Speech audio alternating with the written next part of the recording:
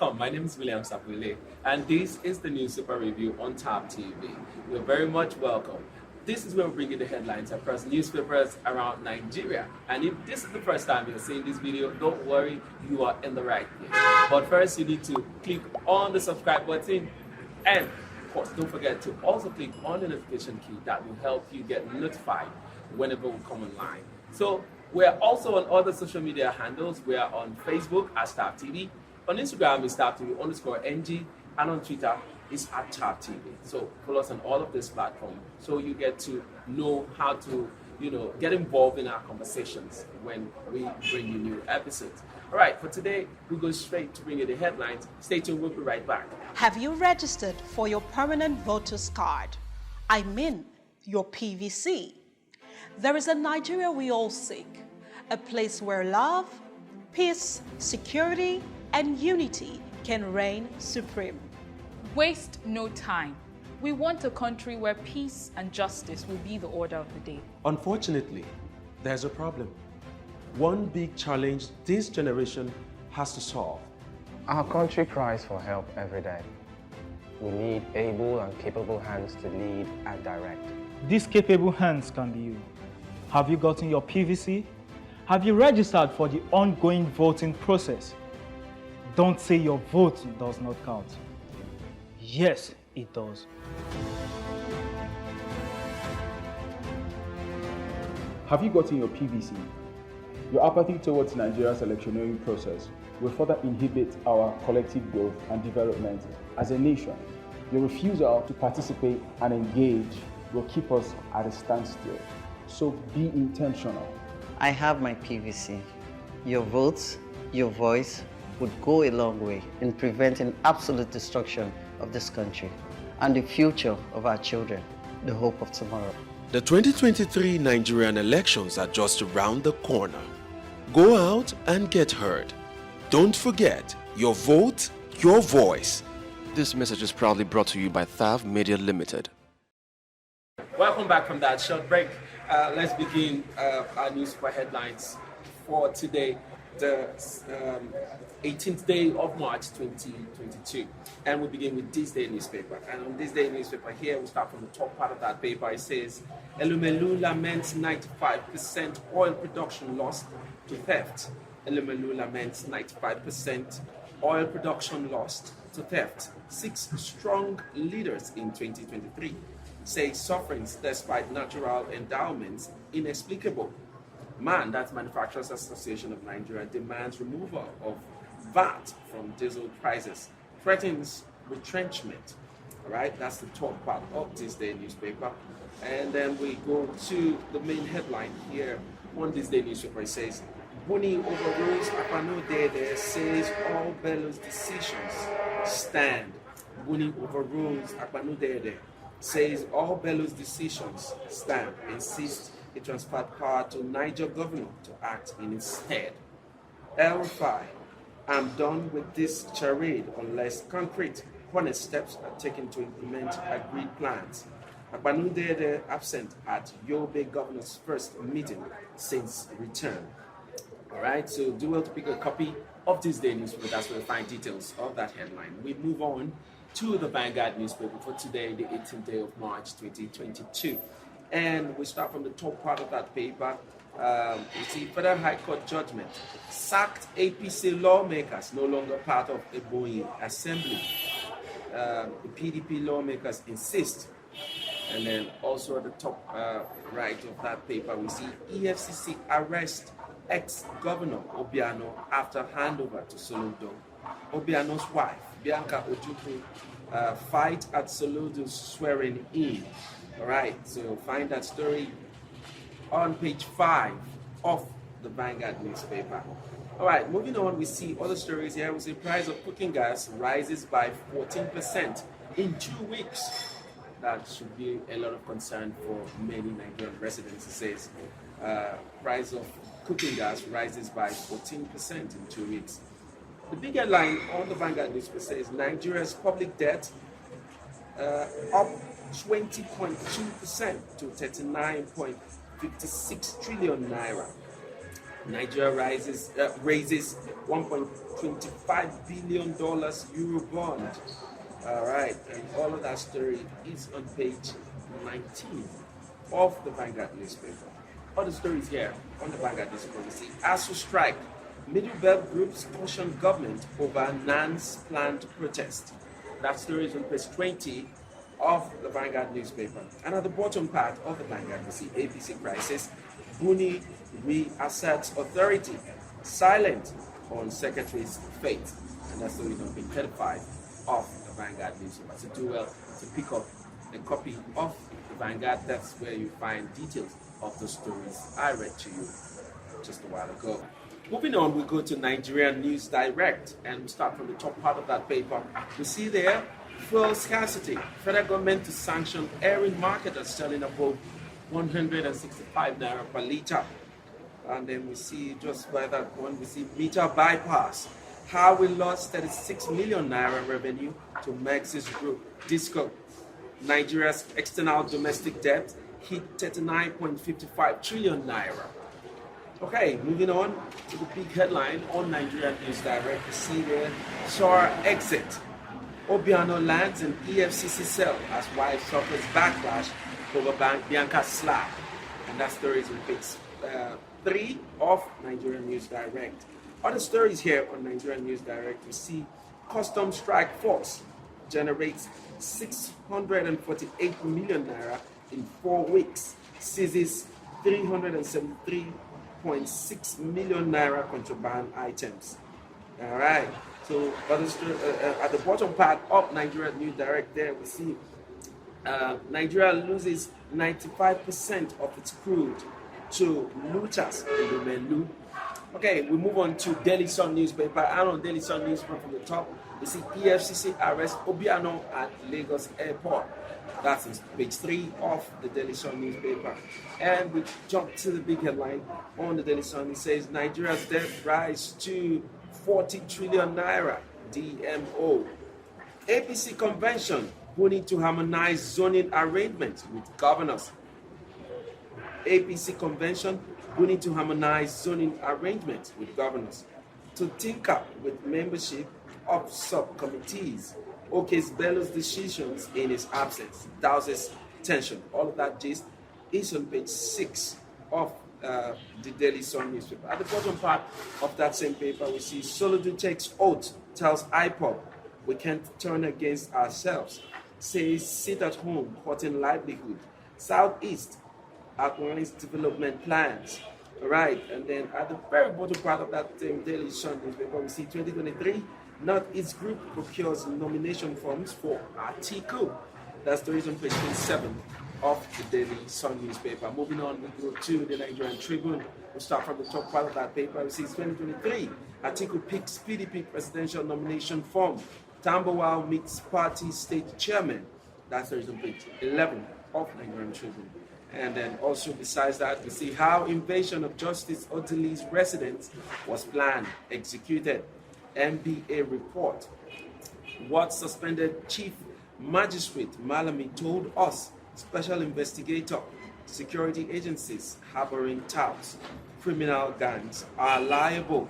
All of that stories on page 28 of the Nigerian Tribune. And we move downwards of that paper, we see EFCC arrests Willie Obiano at Lagos Airport. Bianca Ojukwu dirty slap drama overshadows Soludo's inauguration. And that's the reason page 29 of the Nigerian Tribune. Also, we see Elumelu, Nigerians living in hardship, businesses suffering. All right, that's the reason page 8. That's where you find the story, page 8 of Nigerian Tribune. And at the bottom part, we see Buni meets Bello, says decisions taken in my absence valid. Find that story on page 8-2 of the Nigerian Tribune. All right, moving on, we go to the New Telegraph newspaper. And we'll start from the top. It says agency banking faces increasing threats from stolen data. Agency banking faces increasing threats from stolen data. Fraudsters defrauding with fake alerts. Okay, moving on, we see Nigeria raises $1.25 billion Eurobond to finance budget. That story is on page 25 of the New Telegraph. newspaper. All right, moving on, we see here at the big headline on the New Telegraph, APC convention. Governors angry over Buhari's support for Buni, threaten to resign from convention committee. Bello Group insists on Abanodede's sack. Decisions taken in my absence stand, says Buni. Meets with other CECPC members. All of that stories on page 2 of the New Telegraph newspaper. And at the bottom part of the New Telegraph, we see Anambra will be Nigeria's compass for the future, says Soludo. Apologizes as Ojukwu, Obiano's wives, slapping drama, mass inauguration. Calls for dialogue to resolve IPOP agitation. Politics is about building better society, Obi. All of that gist you find in page 3 and 4 of the New Telegraph newspaper. Well, that's all the headline will be taking this a very fine day. Next on the show, it's our discussion segment. Stay tuned, we'll be right back. Have you registered for your permanent voter's card? I mean, your PVC. There is a Nigeria we all seek, a place where love, peace, security, and unity can reign supreme. Waste no time. We want a country where peace and justice will be the order of the day. Unfortunately, there's a problem. One big challenge this generation has to solve. Our country cries for help every day. We need able and capable hands to lead and direct. These capable hands can be you. Have you gotten your PVC? Have you registered for the ongoing voting process? Don't say your vote does not count. Yes, it does. Have you gotten your PVC? Your apathy towards Nigeria's electioneering process will further inhibit our collective growth and development as a nation. Your refusal to participate and engage will keep us at a standstill. So be intentional. I have my PVC.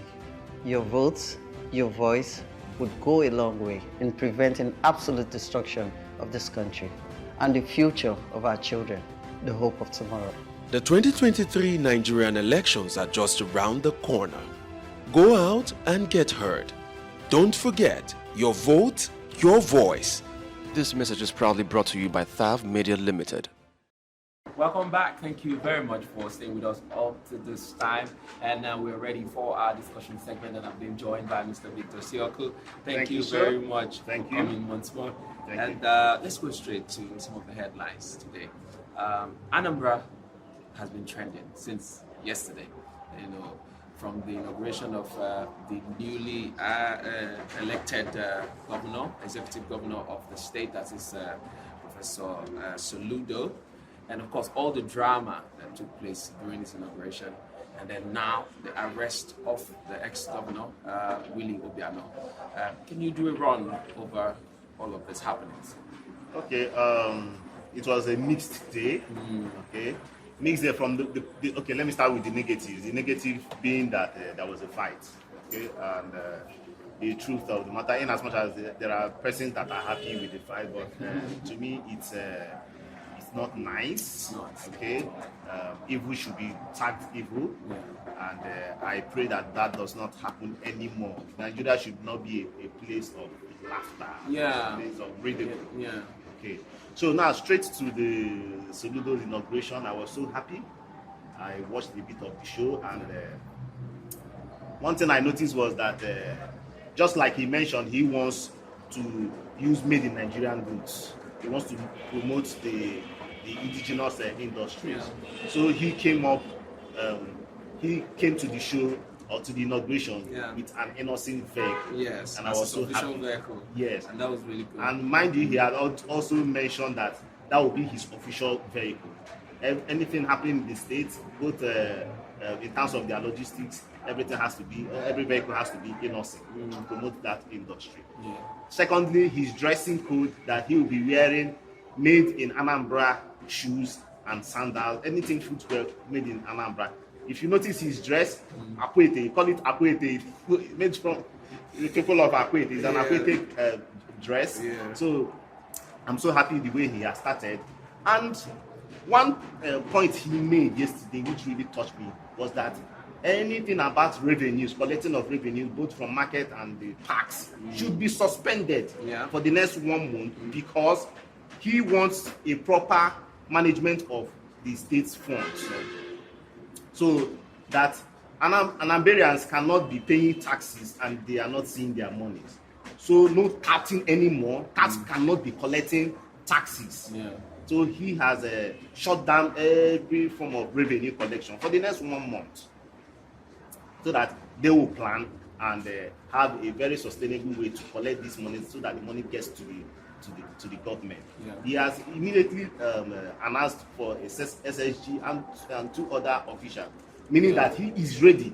Not some of our government officials that you know that you've been elected. Why waste time? And you had some time before your inauguration. So you have time to plan. Exactly.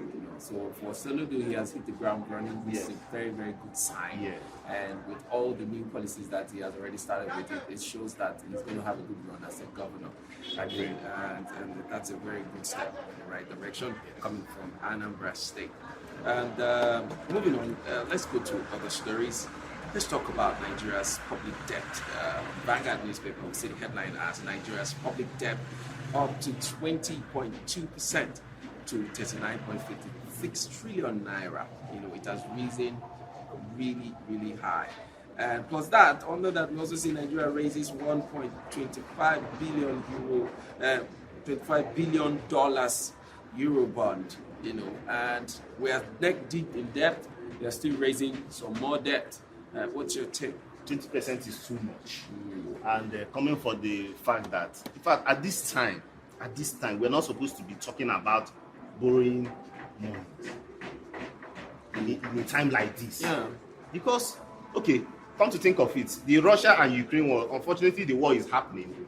But you find out that oil producing countries are really milking from this war. Because Russia is down in production, meaning that everybody has more slots.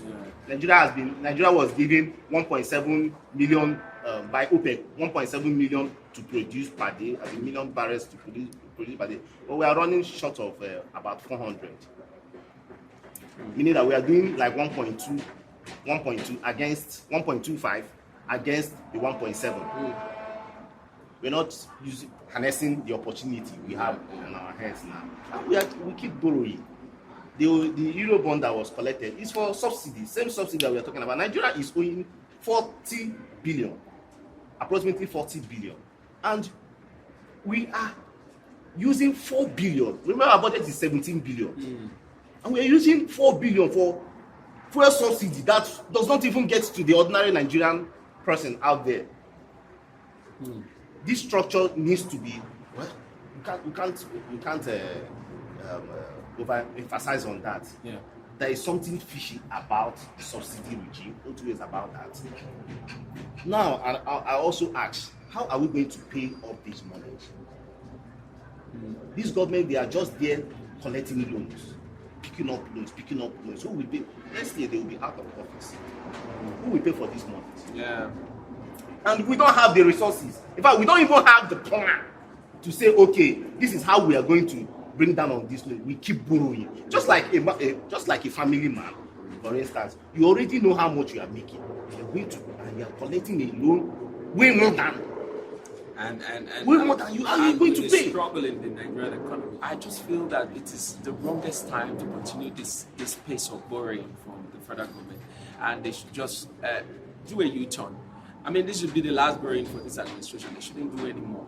All right, moving on. We also see that Tony Elumelu, in one of his statements yesterday, he was complaining and crying about the situation of the country. And what's your take? Like, according to him, he said Nigeria is living in hardship. Businesses are suffering. Let me read one line from his statement. He says, meanwhile, oil-producing countries are smiling as their foreign reserves are rising. What is Nigeria's problem? We need to hold our leaders more accountable.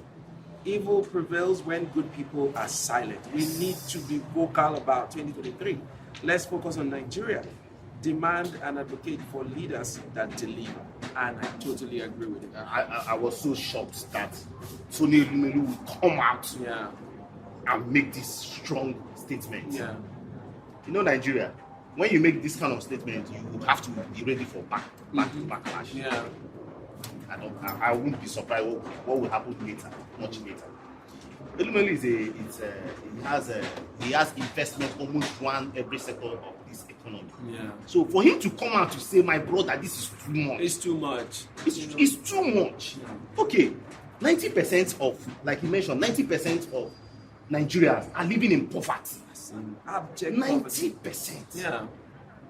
And he also mentioned that the oil, which is our major source of income, 95% is being stolen.